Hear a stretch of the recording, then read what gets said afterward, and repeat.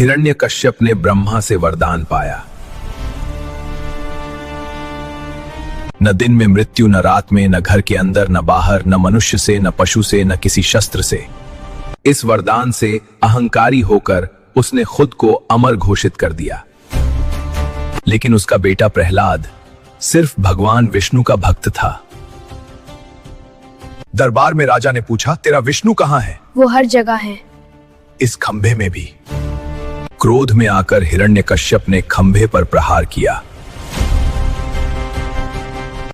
और तभी प्रकट हुए भगवान नरसिंह, न मनुष्य न पशु। सायंकाल, न दिन न रात, चौखट पर न अंदर न बाहर, गोद में उठाकर नाखूनों से उसका अंत किया गया। यह कहानी है उस गरुड़ की जिसने दासता में जन्म लिया पर देवत्व तक उड़ा। जब मां को नागों की दासी बनाया गया तो गरुड़ ने संकल्प लिया, मात्र अपमान का अंत होगा। देवताओं के द्वार, अग्नि और वज्र, कुछ भी गरुड़ को रोक न सका।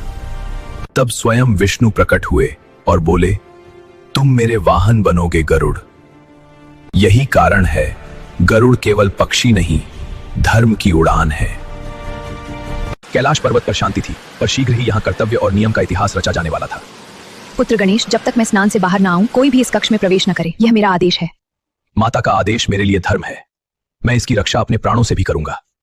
तभी आए महादेव, सृष्टि के नियम, स्वयं न्याय के प्रतीक। पुत्र हट जाओ, मैं इस घर का स्वामी हूं। प्रभु, मैं माता के आदेश का सेवक हूं। यह युद्ध नहीं था, यह नियम और कर्तव्य का संघर्ष था।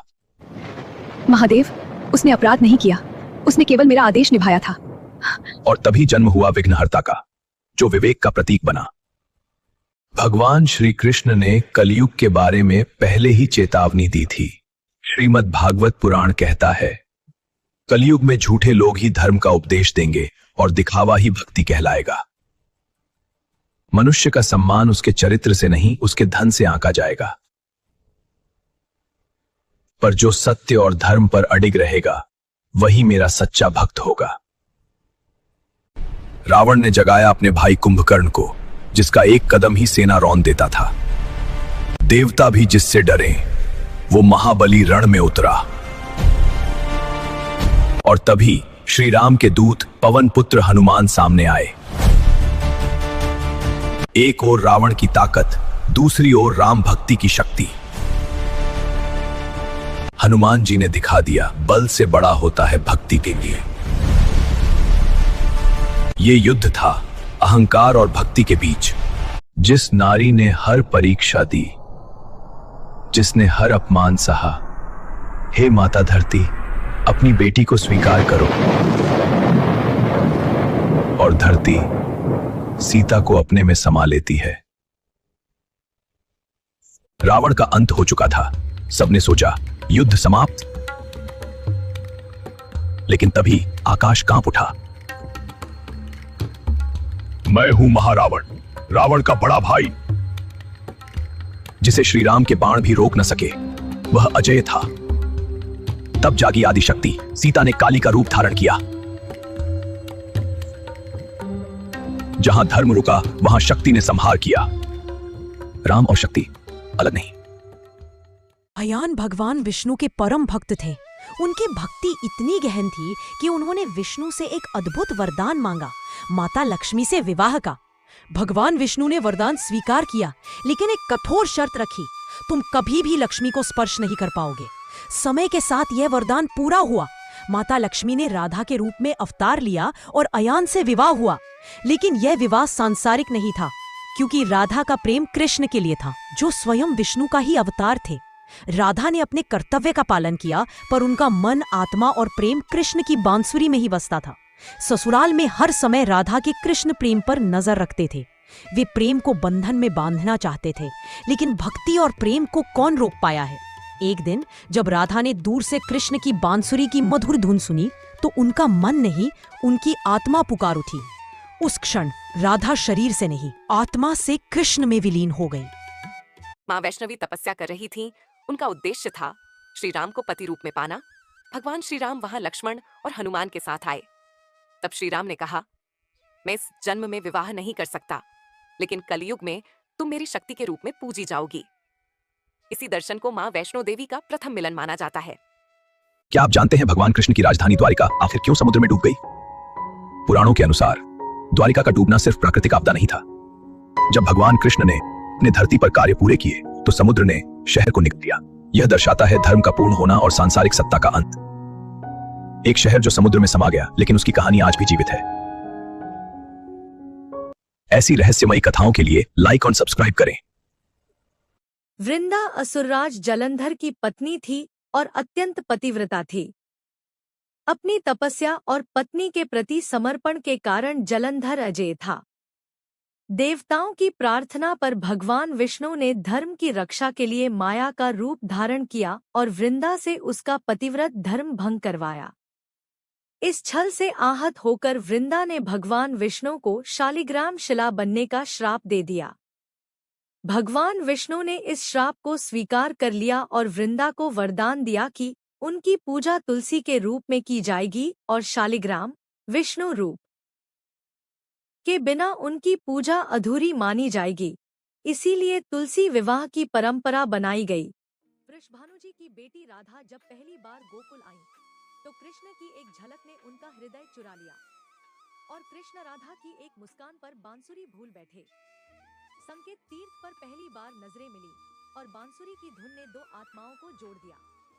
ये प्रेम स्वार्थ का नहीं था, ये था भक्ति का प्रेम, जहाँ राधा कृष्ण की प्रिया भी थी और उनकी सबसे बड़ी भक्त भी। फिर आया वियोग। कृष्ण द्वारका चले गए, राधा वृंदावन में रह गई। महल, रानियां, वैभव सब देखा राधा ने, पर हृदय सिर्फ कृष्ण का रहा। अंतिम समय में कृष्ण प्रकट हुए। राधा ने कोई वर नहीं मांगा, बस कहा, एक बार बांसुरी बजा दीजिए। धुन बजी और राधा उस धुन में कृष्ण में विलीन हो गई। ये प्रेम नहीं, आत्मा और परमात्मा का मिलन था।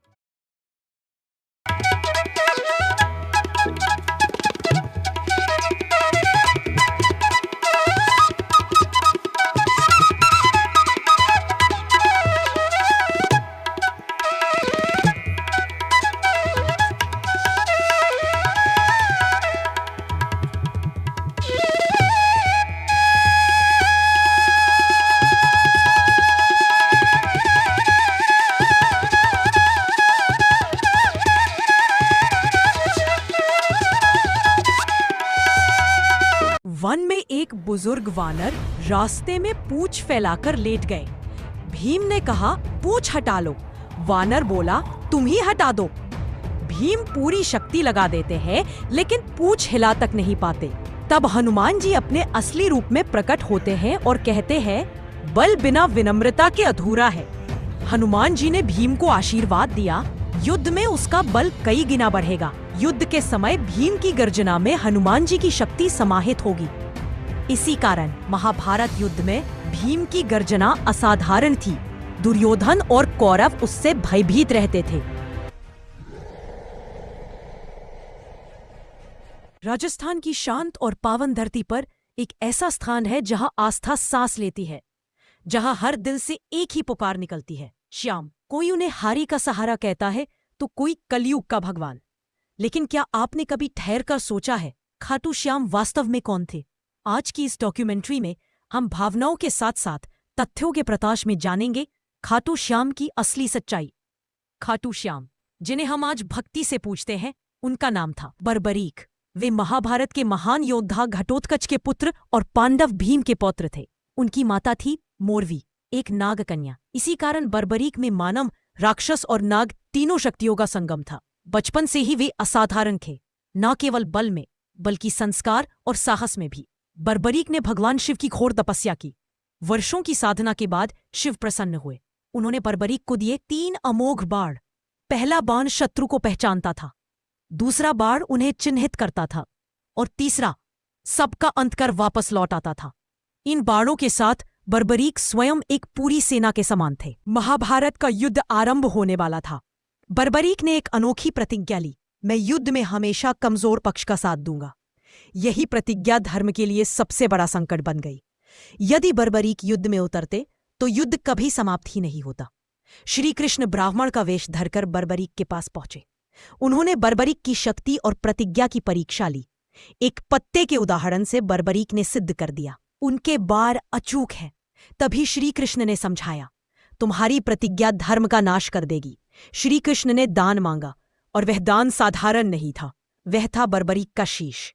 एक क्षण का भी संकोच नहीं, न कोई प्रश्न न कोई भय। बर्बरीक मुस्कुराए और धर्म के लिए अपना शीश अर्पित कर दिया। यह केवल देह का त्याग नहीं था, यह अहंकार का विसर्जन था। प्रसन्न होकर श्री कृष्ण ने वरदान दिया, तुम युद्ध देखोगे, कलयुग में मेरे नाम से पूजे जाओगे और हारे हुए का सहारा बनोगे।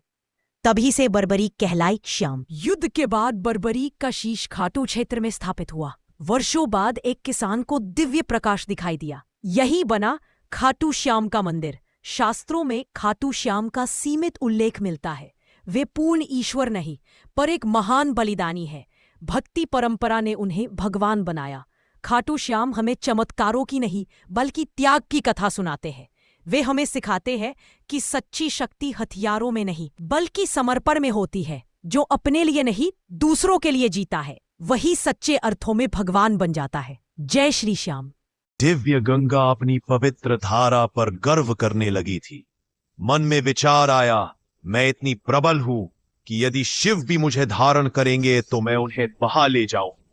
परंतु महादेव शांत रहे, मुस्कुराते रहे, और जब समय आया गंगा आकाश से प्रचंड वेग से उतरी, मानो संपूर्ण ब्रह्मांड को चीर कर आ जाई। पर शिव तो स्वयं कैलाशपति है। उन्होंने बस अपनी जटाएं खोली और गंगा उसी क्षण महादेव की जटाओं में कैद हो गई। जिस जल ने पर्वत और धरती को बहाने का घमंड किया था, वह शिव की जटाओं में एक बूंद से अधिक न बन सकी। और उसी क्षण गंगा का अहंकार चूर चूर हो गया। वह बोली, प्रभो क्षमा करें, मुझे मेरे अभिमान का बोध करा दिया। महादेव ने करुणा बरसाई और धीरे धीरे अपनी जटाओं से गंगा को पृथ्वी पर प्रवाहित किया। यही कारण है कि संसार उन्हें गंगाधर यानी गंगा को धारण करने वाले शिव के नाम से जानता है। और इसी से सीख मिलती है कि चाहे कितनी भी शक्ति हो, अहंकार का अंत हमेशा विनम्रता में ही होता है। जय गंगाधर, जय भोले।